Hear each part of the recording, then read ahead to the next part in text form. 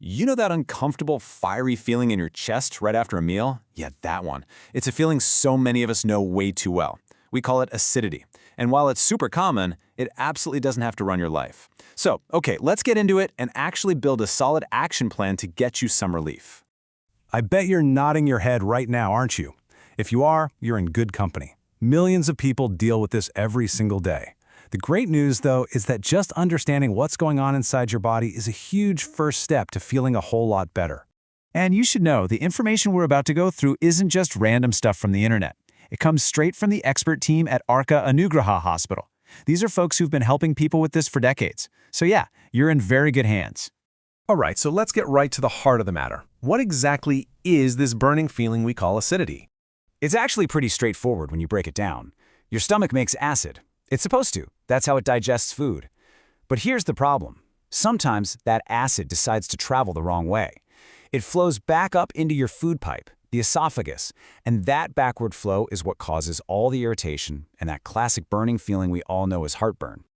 And that burn in your chest? That's just one piece of the puzzle. You might also get that yucky, sour taste in the back of your throat, or feel bloated and gassy, a lot of burping, maybe feeling a little sick to your stomach.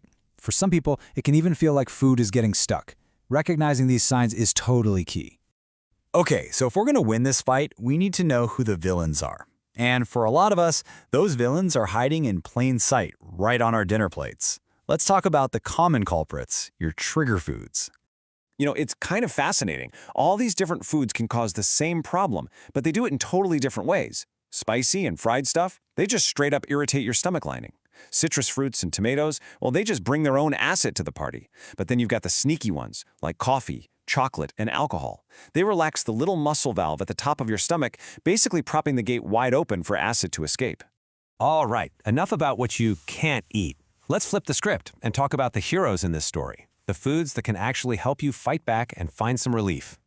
So here they are, our dietary allies. Think of things like oatmeal and brown rice as little sponges that just soak up all that extra stomach acid. Low-acid fruits like bananas and melons, they're really gentle and protective. Then you've got the power players like ginger, which is a natural anti-inflammatory, and coconut water, which can actually help neutralize the acid. See? The goal isn't about deprivation, it's about making smart swaps. But here's the thing, and this is a big one. You could have the perfect diet and still struggle if your daily habits are working against you. Taming acidity goes way, way beyond the kitchen. It's not just what you eat, it's how you eat. See, huge meals just overwhelm your stomach. Eating super fast means you're not giving your digestion a head start. And lying down right after you eat? That's like tipping a glass of water on its side. Gravity isn't helping you keep that acid down anymore. These small changes can make a world of difference. And check this out. It's all about pressure. We're talking both inside and out.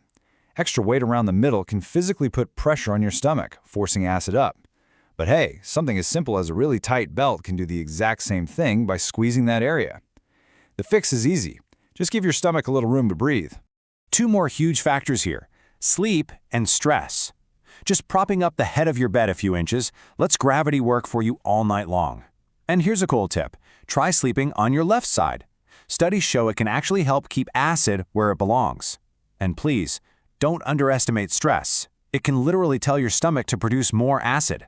Finding a way to chill out, whether it's yoga or just deep breathing, is a powerful tool for your gut. Okay, we have covered a lot of ground. So let's pull all these pieces together into a simple, straightforward action plan you can start using, like today, for both quick relief and long-term success.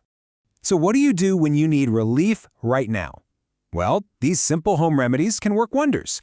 A glass of cold milk can offer instant soothing. Things like cumin water or chewing on fennel seeds are amazing for digestion, which, is often the root cause. It's great to have these tricks in your back pocket for those sudden flare-ups. Now, let's talk about what not to do. The common traps. You'd think skipping a meal would help, but an empty stomach can actually get more acidic. Chugging tons of water with your meal can dilute your digestive juices. And just popping antacids all the time, that's like putting a bandage on a leaky pipe without fixing the leak. It's a temporary patch, not a real solution. Now, while all these diet and lifestyle changes are incredibly powerful, it is so important to know when it's time to call in a professional. So when does this annoying discomfort cross the line into something you need to get checked out? Please pay close attention to these red flags. If you're having symptoms more than a couple of times a week, or if you experience any of these things, especially trouble swallowing, losing weight without trying, or chest pain, it is absolutely time to see a doctor. These could be signs of something more serious, and a professional can figure out what's really going on.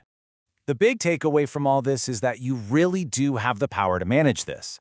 It's not about some crazy overnight diet overhaul. It's about making small, consistent changes and, most importantly, listening to your own body. You'll become the expert on your own triggers and what really brings you relief. So now you've got the playbook. You know, the food swaps, the lifestyle fixes, the quick remedies. The only question left is, what's the one small, simple change you're going to start with today?